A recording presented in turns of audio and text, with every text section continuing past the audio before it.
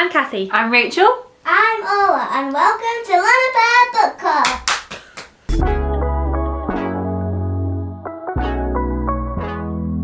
Today we're doing a book tag, which we have not done in ages. This is a really simple, straightforward one, and we're going to try and do it as a quick fire round. Yeah. So it's a 5, 4, 3, 2, 1 book tag. Okay, the first round is 5 books that you love. I found 5 books that I love, and I've tried to pick ones that I've not already talked about 100 times on the channel. Like the 13th Tale. Like the 13th Tale. Honourable mention, but it's not made the cut this time. So we have Wanderers, A History of Women Walking by Kerry Andrews. This is a non-fiction book, and it's about women who've undertaken long walking journeys and written about them throughout history. It's a beautiful book. It's really hard to read because every 5 pages you just want to go for a walk. Maybe you should read it on audiobook and read it while you're walking. Get it on audiobook, read it whilst walking. And if it doesn't exist, we will make one. So yeah, I love this book. It just makes you want to go outside, walk and write in diaries. Mm-hmm. Second, Jurassic Park. I've never read it. You've never read Jurassic Park? No. Oh, it's so fun. I have a copy of it. You know how like Jurassic Park as a film is a really good film? Yeah. The book is as good a book as the film is a film. Cool. So, yeah, really good, fun sci-fi adventure. Next, see how quickly I'm doing today. Mm-hmm. Letters from a Skeptic. This is another non-fiction book. This was by Dr. Gregory Boyd and his father Edward Boyd. The son is a committed Christian and the father was a committed atheist.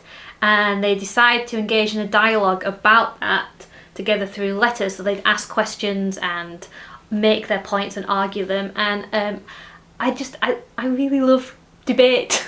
I love intelligent people who disagree about things and talk it out. And this book's a fantastic example of that. And it's really interesting and respectful and thought-provoking. Then I have To Kill a Mockingbird by Harper Lee. A classic for a reason. I read this quite a lot. I love reading this over the summer, and it's a fantastic story and it makes me cry every time I read it. And then my last one is The Feast by Margaret Kennedy. This is set in Cornwall in the 1940s and it's set in a hotel. Didn't Grandma get you it? Yeah, Grandma bought me this book. I read this book from the library, I loved it, so Grandma bought me my own copy. It's set in a fancy hotel, and the hotel is going to crash into the sea in a week's time, and it follows a week leading up to there, and it's got several characters who represent the 7 deadly sins. And you don't know who's going to survive and who's not. Okay. It's really good. 5 books I love. My turn. I didn't compose a list. I had some vague ideas in my head, but I didn't bring any books with me, and I'm going to do it off the cuff. So number 1, The Toymakers by Robert Dinsdale. I've bought this book for 6 times because I want other people to read it so much. Number 2, this isn't in order. Words of Radiance by Brandon Sanderson, which is a book that Cathy is currently reading. It is a really good book. Part 1's really good. Some people say it is the best book of the Stormont Archive. I don't know if I agree with them or not, but I really like it. Number 3, Anne of Green Gables. Yes! Great book. Excellent book. Love it. Makes me cry. Makes me cry. Number 4, Paris by Starlight, also by Robert Dinsdale. I just love this guy. Again, made me cry. Again, set around Christmas time. It's great. Oh, nice. Number 5, I don't know, Howl's Moving Castle by Diane Wynne Jones. It's just a lot of fun. I've never read that one. Have you not? No, is it really good? I liked it. End of list. The next one I think is harder than the first one. I agree. 4 is auto-buy authors. And we've both said beforehand that we don't really auto-buy any author. Not really. And I think I have authors that I'm like, I need to get that book. But I have so many books that I'm not an auto-buy person anymore. I used to be, but I'm not anymore. I have 3 for definite and 1 that I'm going to pull out of nowhere. Number 1, Brandon Sanderson. You know me. I love a bit of Brandon. He's just announced another secret book I saw that I need to back the Kickstarter of because you know what, maybe Brandon Sanderson is an auto-buy author. Yeah. However, I haven't bought all of his works and I haven't read all of his works, so that's clearly a lie, isn't it? Number 2, he's already appeared once in this video, twice in this video. This is the 3rd time. Robert Dinsdale! But again, I haven't bought his newest book because it's... Oh, I mean, it might be out in paperback now, but it wasn't out in paperback when I wanted to buy it, so I didn't buy it. and as I have already said, I have lots of books on my TBR. But the Minotaur book, I can't remember its title, will be bought by me at some point. Number 3! Is it number 3? Yes, it's number 3. Sally Thorne! Who, I'm so loud, I'm so sorry guys. She did the hating game, right? Yeah. Again, so I have bought 3 of her books, and I pre-ordered her 3rd book, but I haven't read her 3rd book yet, so I haven't bought her 4th book yet. And I have seen it in a shop, and I've been like, one day I will buy you. So Robert Dinsdale and Sally Thorne, whenever I'm in a bookshop, I will look for them on the shelves, and I'll look at their books and be like, hi. One day. And then number 4, I'm going to say, you know what? I feel like this is perhaps not an auto-buy author, but when the 6th Game of Thrones book, Song of Ice and Fire book comes out, I will be buying it if George ever releases it. So you got at least one sale, George. let's get writing. In case he was worried. Yeah. Your turn. Okay, my turn. 4 auto-buy authors-ish. Okay, for me, Diane Setterfield. Because as far as I'm aware, she's written 3 novels, and I have them all, and I only bought the other 2 because she wrote them. Nice. And they were amazing. She wrote The 13th Tale, and that's like my favourite standalone book. What's the other one? Once Upon a River and... Once Upon a River and... it's about a funeral parlour. What's it called? Bellman and Black. Bellman and Black.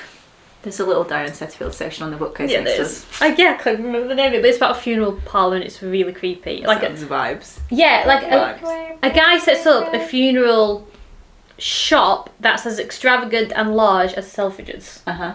That already sounds really creepy. And he's A made... funeral shop. Yeah, and he's made like a creepy deal with a mysterious man. And it's a very good gothic tale. Okay. So Diane Setterfield, sticking with her creepy vibes. Stephen King, I haven't bought all of his works, but I have read a lot of them, and if he has something out, I will pick it up and look at it for sure. Sarah Addison Allen is my 3rd. She writes the sweetest magical realism stories that are set in America. It's either North Carolina or South Carolina. One of the Carolinas. One of the Carolinas. Sorry to lump me together, guys. Yeah, I don't know enough about American states to be able to tell the difference of what that is. But she writes stories like little cozy towns, mysterious women with magic powers, family, sisterhood, romance, and her books make me feel better about life, and I love her. And then my 4th... Oh yeah, I know my 4th myself. Again, this one cheating now a little bit, but C.S. Lewis. So like he's obviously not going to publish any more works because he's dead, but I've read a lot of his stuff, and everything I read I enjoy. So if I stumble across more of his works, I will read it. I particularly loved his sci-fi trilogy. I thought that was amazing and bizarre and weird, and I don't think anybody else will ever write anything similar to that. Okay. There you go, 4 authors. Okay, so number 3 was 3 genres, wasn't it? 3 genres. Yep. 3 genres that I love. You're first. Okay, I love magical realism, I love fantasy, and I love historical mysteries. Okay. That was so easy. I thought you would put Gothic in there. I think I'm trying to shoehorn it in with historical mysteries. Okay. Yeah, whatever floats your boat.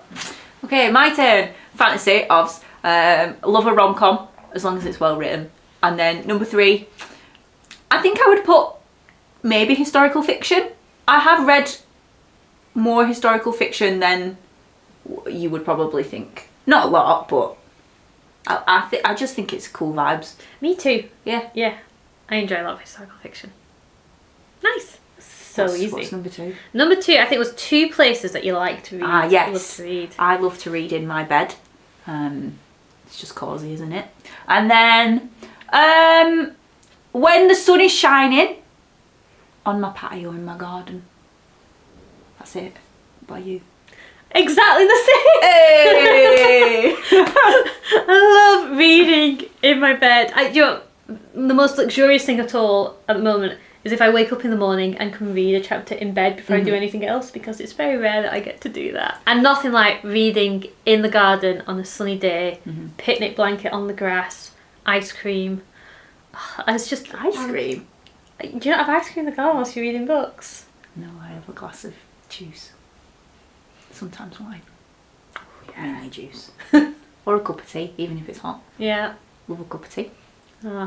When I was younger, I had a high bed, and underneath it I had a bookcase, and I'd made like a little book nook is what I called it, and I wrote on the wall book nook. So that was where I read when I was younger. But I don't have that anymore because I have a low bed. Don't think I would fit under my bed. Last category. One is a book that you promise to read soon. Orla, do you want to go first? Orla is Yeah. contributing. Now pass me your book. This one. And also Rachel got it for me. So this is Evie and the Rhino, And Rhino. or Evie and Rhino. Can you remember what the story's about? On the back it said that a ship got into a storm filled with lots of animals, and then Evie's house is also crumbling at the same time, and then they meet each other and they become best friends. So a little girl and a rhino become best friends after the rhino's shipwrecked. Poor Rhino. I know. That sounds really cute, and that's the book that you want to read next when you finish the current one? Yeah. Nice! This one, you'll have to give us a review. Yeah. The book I promise to get to soon is Return of the King, because I'm working my way through The Lord of the Rings, and I'm really looking forward to rereading Return of the King. So I'll probably read that in April. Return of the King. Oh yeah, I got it there. Oh, Cathy's got it in front of I her. got it there. So organised. Return of the King. Can't wait to read it.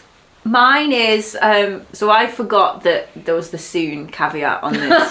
So maybe my answer is actually a lie. My friend bought me a book a couple of years ago now, Amitav Ghosh's The Hungry Tide. We were planning to have a little book club, but we haven't fulfilled that. So it might not be soon, but hopefully sometime in, maybe I'll read it in April. I can hear the panic in your voice when you said that. Maybe I'll read it in April. Maybe. It's okay, they can't come back and get us if we don't. You're right. You can't. You can't touch us. Anyway, 5, 4, 3, 2, 1. Ding done. Ding Nice. dong done. Ding dong dong. Thank you so much for watching. We've had a lot of fun doing that. We release new videos every Friday. Every Friday. Every Friday. Best day of the week. Best day of the week, thanks Ola. So like and subscribe to keep up to date with us, and we'll see you next time. Bye. Bye. Bye bye bye bye.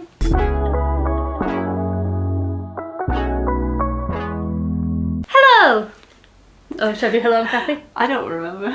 Okay. Yeah. I'm Ola and welcome to Thunderball Book Club. You have to say it properly, or 5, 4, 3, 2, 1. Close everything down. Time for some number fun. So the first prompt is 5 books that you love. I left my books over there. Oh, you should get them. Yeah. Oh my goodness, I've forgotten every single book I've ever read. What books have I read?